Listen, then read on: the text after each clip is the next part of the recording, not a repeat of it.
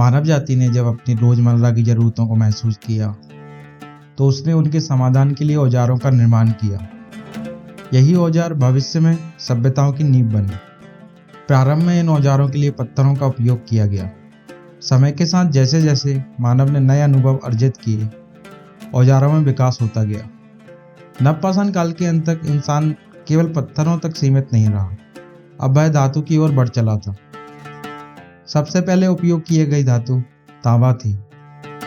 तांबे और पत्थर के संयोजन से ताम्रपाषाण संस्कृति विकसित हुई।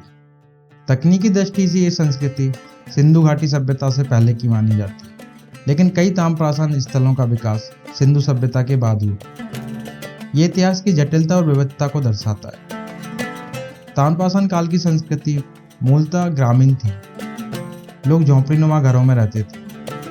ये घर या तो पहाड़ी के गिरिपाद पर होते थे या फिर किसी नदी के किनारे।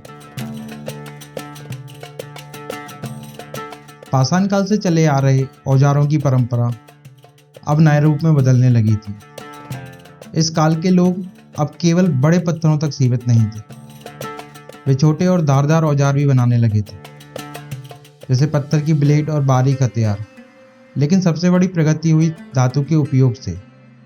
लोग अब तांबे को गलाना जानते थे। उसे आकार देकर कुल्हाड़ी, छेनी, भाले जैसे औजार बनाना सीख चुके थे। तांबे के औजार शिकार, खेती और निर्माण हर काम में आते थे और यहीं से शुरू हुआ धातु युग का पहला कदम। इस समय के लोग केवल तांबे तक सीमित नहीं थे, उन्होंने निम्न श्रेणी के कांसे और लोहे का भी प्रयोग करना शुरू कर दिया था। ताम्रपाषाण काल के लोग प्रकृति के साथ गहराई से जुड़े हुए थे। उनकी अर्थव्यवस्था मुख्य रूप से कृषि और पशुपालन पर आधारित थी। ये लोग गाय, भेड़, बकरी और सुअर जैसे पालतू जानवरों को पालते थे और भोजन के लिए हिरन जैसे वन्य जीवों का शिकार करते थे। कुछ स्थलों पर ऊंट के अवशेष भी मिले हैं, जो इस बात का प्रमाण है कि वे ऊंट से परिचित थे। हालांकि घोड़े को ये लोग नहीं पालते थे, फिर भी कुछ ऐसे कंकाल मिले हैं जिनकी पहचान घोड़े, खच्चर या गधे के रूप में की गई है। खेती भी पूरी तरह विकसित हो चुकी थी। इन लोगों ने गेहूं, चावल, बाजरा और दालों जैसे लगभग सभी प्रमुख अनाज उगाए। इन फसलों से न केवल भोजन मिलता था, बल्कि यही कृषि उत्पाद उनके समाज और व्यापार की नींव भी बने। ताम्रपाषाण काल के लोग सादगी से जीवन जीते थे। उनके घर तकनीक से नहीं बल्कि प्रकृति की गोद से बनते थे। ये लोग मिट्टी की ईंटों से घर बनाना जानते थे, लेकिन ज्यादातर घर फूस, टाट और गोबर से लिपे पुते झोपड़ी नुमा होते थे। ये झोपड़ियां गर्मी, सर्दी और बरसात तीनों से बचाने का साधन थी। कुछ जगहों पर पत्थर के घर भी मिले, जो दर्शाते हैं कि कुछ क्षेत्रों में निर्माण तकनीक थोड़ी अधिक विकसित हो चुकी थी। ताम्रपाषाण काल के लोग सिर्फ किसान या शिकारी नहीं थे, वे कुशल कारीगर थे जिनके हाथों में हुनर और रचनात्मकता थी।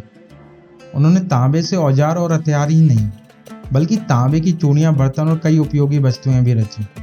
सजावट के लिए ये लोग कार्नेलियन, स्टीटाइट और क्वार्ट्ज क्रिस्टल जैसे पत्थरों से सुंदर मोती भी गढ़ते थे। उन्होंने बुनाई और कताई की कला भी सीख ली थी। मालवा से प्राप्त बुनाई यंत्र और महाराष्ट्र में मिले प्राचीन धागे इस बात का प्रमाण है कि कपड़ा निर्माण की शुरुआत भी यहीं से हुई। और जब बात आई बर्तनों की, तो इनकी कलात्मकता अपने शिखर पर थी। इन्होंने टोटीदार पानी के बर्तन, स्टैंड वाली थालियां और कटोरियां बनाई, जो सिर्फ उपयोगी ही नहीं थी बल्कि चित्रित भी की जाती थी। ताम्रपाषाण काल के लोगों की धार्मिक आस्था उतनी ही गहराई लिए हुई थी जितनी उनकी संस्कृति। ये लोग माता देवी की उपासना करते थे, एक ऐसी शक्ति जो सृष्टि, पालन और संरक्षण की प्रतीक थी।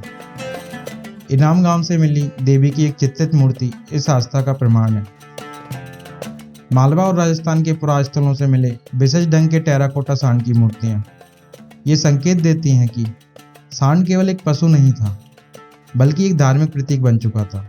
संभवतः वह एक पंथ या संप्रदाय का प्रतिनिधित्व करता था, जो शक्ति, उर्वरता और जीवन चक्र से जुड़ा हुआ था। इन प्रतीकों में छुपी आस्था आज भी हमारी धार्मिक परंपराओं की जड़ें बनकर जीवित है। ताम्रपाषाण काल एक और जहां विकास और कारीगरी का युग था, वहीं दूसरी ओर सामाजिक भेदभाव की शुरुआत भी हो चुकी थी। समाज अब समान नहीं रहा था। गांव में रहने वाले सभी लोग एक जैसे नहीं थे। कुछ लोग झोंपड़ियों में रहते थे, तो वहीं समाज प्रमुख आयताकार बड़े और मजबूत घरों में रहते थे। इनाम गांव में समाज प्रमुख का घर गांव के केंद्र में स्थित था। यह सिर्फ एक स्थान नहीं था, यह था सत्ता और वर्चस्व का प्रतीक। और जब हम उनकी कब्रें देखते हैं तो वहां ये असमानता साफ झलकती है। नेवासा और चंडोली की कब्रों में कुछ बच्चों को तांबे के हार पहनाकर दफन किया गया, जबकि बाकी कब्रों में ऐसा कोई आभूषण नहीं था। ये अंतर, ये भेद ताम्रपाषाण काल के समाज में धीरे धीरे जन्म लेती सामाजिक श्रेणियों की कहानी कहता है। जोरबे संस्कृति महाराष्ट्र के अतीत का एक गौरवशाली अध्याय है। इस संस्कृति का प्रमुख स्थल जोरबे है, जो आज के अहमदनगर जिले में स्थित है। यह स्थान गोदावरी नदी की सहायक प्रवरा के किनारे बसा था। एक ऐसा क्षेत्र जहां से ताम्रपाषाण संस्कृति ने विदर्भ और कोंकण के तटीय क्षेत्र को छोड़कर संपूर्ण महाराष्ट्र में अपना विस्तार किया। इस संस्कृति के कुछ प्रमुख स्थल थे अहमदनगर में जोरबे, नेवासा और दायमाबाद, पुणे में चंडोली, सोनगांव और इनाम गांव। इनाम गांव और दायमाबाद तो लगभग शहरीकरण के स्तर तक पहुंच चुके थे। इन स्थलों पर मिली आयताकार तांबे की कुल्हाड़ियां, चंडोली से प्राप्त हुई तांबे की छेनी और इनाम गांव से वृत्ताकार गड्ढेनुमा मिट्टी के घर, जिनमें चूल्हों की भी खोज हुई है। इनाम गांव एक बड़ी बस्ती थी, इतनी सुरक्षित कि इसे किले की तरह चारों ओर से खाई बनाकर घेरा गया था। यहाँ से कपास के धागे, सूत और रेशमी तंतु भी प्राप्त हुए, जो उस समय की बुनाई और वस्त्र निर्माण की उन्नति को दर्शाते हैं। और जब बात होती है मृत्यु की, तो भी एक विशिष्ट परंपरा दिखती है। यहाँ लोग अपने मृतकों को अस्थि कलश में रखकर अपने घर के नीचे उत्तर दक्षिण की दिशा में समाधि देते थे। कब्र में मिट्टी के बर्तन और कुछ तांबे की वस्तुएं भी रखी जाती थी, शायद किसी अगली यात्रा के लिए। मध्य भारत की पवित्र नदी नर्मदा के तट पर बसा था एक ऐतिहासिक स्थल, नर्मदा टोली। ये वही स्थान था जहां ताम्रपाषाण कालीन लोग कृषि को अपने जीवन का आधार बना चुके थे। यहाँ पर लगभग सभी प्रमुख अनाजों का उत्पादन होता था। गेहूं, चावल, जौ, बाजरा और साथ ही साथ उगाई जाती थी कुछ खास फसलें। इनमें शामिल थे बेर, जो उस समय का एक लोकप्रिय फल था, और अलसी यानी फ्लेक्स। दक्कन के निचले क्षेत्रों में यहाँ के लोग कपास की खेती करते थे, एक ऐसा रेशेदार पौधा जिसने वस्त्र निर्माण को नई दिशा दी।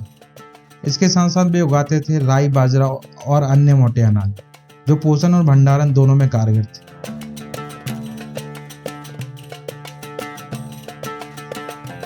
पूर्वी भारत की धरती, जहाँ आज की नदियां कल कल करती बहती हैं, वहाँ कभी ताम्रपाषाण संस्कृति की गूंज थी। ये क्षेत्र भी इस महान सांस्कृतिक संक्रमण का हिस्सा था। बिहार में स्थित थे प्रमुख स्थल चिरांद और ताराडीह। वहीं पश्चिम बंगाल में मिलते हैं पांडु, राजरदेवी और महिषदल। पूर्वी उत्तर प्रदेश भी पीछे नहीं था। खेराडीह और नरहन जैसे स्थल यहाँ के ताम्रपाषाण अतीत की गवाही देते हैं। इन क्षेत्रों में खुदाई के दौरान मछली पकड़ने वाले कांटे मिले हैं, जो ये बताते हैं कि यहाँ के लोग मछली और चावल को अपना प्रमुख आहार बनाते थे। राजस्थान की बनास घाटी एक ऐसा क्षेत्र जहाँ आज रेत के कण उड़ते हैं। वहाँ हजारों वर्ष पहले जीवन की एक समृद्ध लहर बह रही थी। यहीं पर स्थित था अहर और गिलोंद, ताम्रपाषाण कला की महत्वपूर्ण बस्ती। गिलोंद इस संस्कृति का एक क्षेत्रीय केंद्र था, जबकि अहर को उस समय तामावती के नाम से जाना जाता था, जिसका अर्थ ही है तांबे की भूमि। यहाँ तांबा स्थानीय रूप से उपलब्ध था और इसी तांबे से लोग बनाते थे कुल्हाड़ियाँ, चूड़ियाँ और पत्थर जैसे औजार। अहर की एक खासियत यह भी थी कि यहाँ के लोग पत्थरों के बने हुए घर में रहते थे। राजस्थान के शुष्क और वीरान मैदानों में एक स्थान था जो प्राचीन भारत की तकनीकी क्रांति का केंद्र बना। यह था गणेश्वर। गणेश्वर स्थित था सीकर और झुंझुनू जिलों के बीच, उस क्षेत्र में जिसे हम आज खेतरी ताम्र बेल्ट के नाम से जानते हैं। एक समृद्ध तांबे की खदानों वाला क्षेत्र। यहाँ के कुशल लोगों ने बनाए तीर, भाले, बंसी, औजारों की मुठियाँ, तांबे की चूड़ियाँ और छैनी जैसे उपकरण। गणेश्वर की सबसे बड़ी भूमिका थी सिंधु घाटी की हड़प्पा सभ्यता को तांबा की आपूर्ति करना। हाँ, ये वही स्थान था जहाँ से हड़प्पा को वह धातु मिली जिससे उसने अपनी भव्य सभ्यता की नींव को मजबूती दी।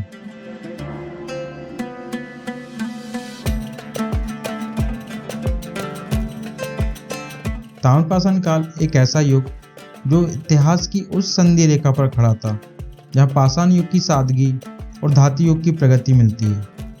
ये युग न केवल धातुओं के प्रयोग की शुरुआत का प्रतीक था, बल्कि ये हड़प्पा जैसी महान सभ्यता के उदय की पूर्व भूमि भी बना। राजस्थान का कालीबंगा, हरियाणा का बनावली और कोट दीजी जैसे स्थल इस बात का प्रमाण है कि कई हड़प्पा नगरों की जड़ें ताम्रपाषाण कालीन ग्रामों में ही मौजूद थी। इन ग्रामों ने कृषक समुदायों का विस्तार किया, संसाधनों का संग्रह किया और हड़प्पा की नगरीय संस्कृति के लिए आधारशिला तैयार की। इसलिए हम कह सकते हैं ताम्रपाषाण संस्कृति वास्तव में एक संक्रमण काल थी, एक पुल जिसने मानव को नवपाषाण की सरलता से सिंधु घाटी की महानता तक पहुंचाया। दोस्तों, अगर आपको ये वीडियो पसंद आई हो तो इसे लाइक करें, अपने दोस्तों के साथ शेयर करें और ऐसे ही रोचक और ऐतिहासिक वीडियो के लिए हमारे चैनल को सब्सक्राइब करना ना भूलें। हम फिर मिलेंगे एक नई कहानी, एक नए अध्याय के साथ। धन्यवाद।